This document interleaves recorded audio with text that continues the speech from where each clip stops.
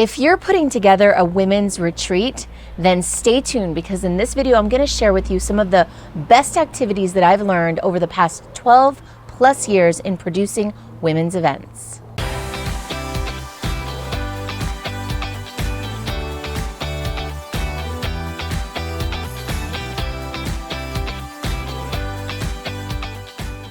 So as you're putting together your women's retreat, some of the things you want to think about before you even get started is, what kind of retreat is this? As you're developing content, it matters whether you're dealing with a personal retreat, a spiritual retreat, a business retreat. So obviously, depending on what kind of retreat, that's going to influence the type of content and activities that you do at your retreat.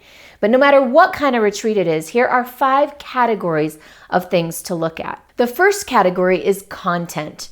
Pretty much every retreat has some sort of content integrated into it. Now, obviously, if it's a business retreat, it's going to be more heavily content focused. Whereas if it's a spiritual retreat, there might be more integration time or prayer time or meditation time. So as you're developing your content, think about what kind of insights and ahas do you want people to have at your retreat?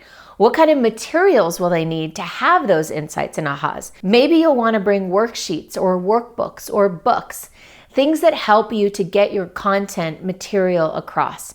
Now, one really important thing as you're developing the content for your retreat, make sure that you don't have just one format for delivering that content. That's a big mistake that a lot of first-timers make, or even people that have been around the block a few times, which is that they have one person or 2 people standing in front of the room and talking. Know that speaking and listening to a speaker is one of the least effective ways to teach content. Other ways to teach content include hands-on activities, mastermind sessions, which we're going to talk about in a moment. But think about what's the most effective way to impart the content to your attendees, and not only by having a speaker speak at the front of the room. The second thing to think about is connection. One of the number one things that people go to retreats for, or say that they got from a retreat, is that they've connected with other people, with like-minded people. So one of the mistakes I made at the very beginning when I started doing retreats is I packed my retreats full of so much content, I didn't leave time for connection.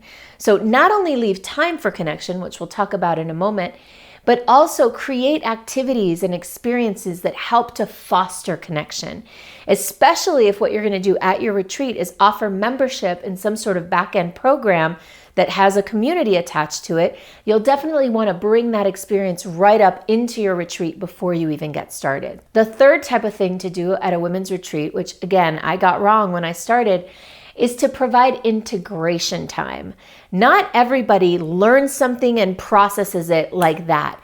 Some people, including me, need time to process and integrate new information, new aha moments, new insights, and new ideas. So leave open space and let people know why you're leaving open space. Let them know what the purpose of that space is so that they can process and integrate the material. This way, they might take the time to go sit somewhere quiet and be with their thoughts or be with their journal, rather than going off and maybe drinking at the local karaoke bar. So give people clear instructions as to what you expect them to do with this open integration time so that it doesn't become a free-for-all. The fourth thing that must happen, and really you should do this right up front when you first open your retreat, is to create agreements with people. When you create agreements, you essentially establish what are the rules or the boundaries of behaviors that will govern this retreat. I can't tell you how many times we've had a disappointment second or third day of the retreat because we didn't establish the agreements and expectations up front. For example, if you've got a wellness retreat and your whole goal is to help people detox their mind, detox their body, you might want to consider having an agreement be no cell phones in the retreat room, or no alcohol or no drugs. Think about the things that might derail what you're trying to create, and then right up front, create an agreement for people to understand that that's the expectation. When it comes to agreements, one thing you might want to consider doing is write down all the things that might get in the way of people getting the outcome. Now that could be an agreement, like I just mentioned, no cell phones in the retreat room, but it might also be an agreement like, hey, you're agreeing by being here this weekend that you're going to be open to new ideas and new ways of being that you've never done before. And if you feel uncomfortable with some of what we're doing, come talk to one of us. Make an agreement that they're going to come see you rather than avoid or disappear or leave the group. So anything that might get in the way of your weekend, put that right up front in the pre-frame at the opening of the weekend as one of your agreements. The fifth thing to consider as you're putting together your women's retreat is what is the structure of the retreat and balancing that structure with some flow. Generally speaking, a retreat is not going to be a very rigid, hardcore experience. Most retreats involve at least some element of rest or relaxation or calming down. And so you don't want to overproduce your event. You don't want to create too much structure, but there is a necessity to have some structure. So look at the structure and about balancing that with flow.